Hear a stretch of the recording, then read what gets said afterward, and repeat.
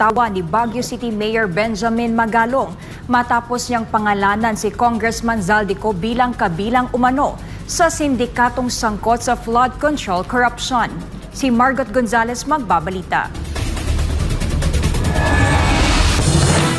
Naniniwala si Baguio City Mayor Benjamin Magalong na mas mapagkakatiwalaan ang ginagawang investigasyon ng Senado kaysa ng Kamara kaugnay sa umano'y anomalya sa flood control projects. Ayon kay Magalong, may malaking sindikato sa kontrobersiya kung saan sangkot umano ang ilang kongresista, opisyal ng DPWH at mga kontratista. Inilutang niya si dating House Appropriations Chairman Zaldico bilang isa sa mga pangunahing personalidad sa nasabing grupo. Wala kaduda-duda naman marami sa kanila involved.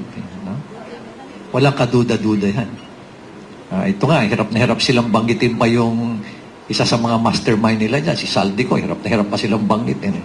For some reason, di ko rin alam kung bakit takot na takot. Ibig sabihin, it's a public knowledge inside Congress kung gaano ka-powerful yung tao na yan. No? But why is it that they're afraid to mention his name? Why? Diba? Nakakalungkot isipin. Hindi ko alam, baka meron pa mas mataas sa kanya. Hindi naman basta-basta gagalaw yan, diba? Ayon kay Magalong, nangyayari ang sistema ng korupsyon sa pagitan ng mga kongresista, mga taga-DPWH at mga kontratista. Magkakasabuat daw ang mga ito. Sa testimonya ni Curly Discaya sa Senate hearing, sinabi nitong nasa hanggang 25% ang napupuntang kickback para sa mga kongresista. Ayon kay Magalong, tugma ang impormasyong ito sa mga ulat na kanyang natanggap. Consistent do sa mga binabanggit sa akin ng ibang mga contractors din. At yung mga ibang membro ng DPWH, very consistent. Kita mo yung mga binabanggit ko na hatian sa porsyento at magkano na lang naiiwan. Iba-iba nga lang yung porsyento. Iba-iba. Kasi depende sa project yan. Kung dun sa project natin, depende rin sa markup sa project. Let us say sa Cat's Eye.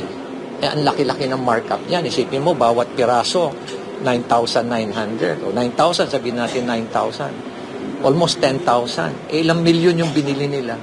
Kaya they can demand about 30-40%. Ganon din yung ibang project na rock netting. Ang laki-laki dyan, 40%, 35%. Sa flood control, kanyan siguro mga nandun sa range niyan, 20-25%. Dahil dito, napipilitan umalong gawing substandard na mga kontratista ang ilang proyekto. Ang nasa lower rung ng ladder, yung contractor.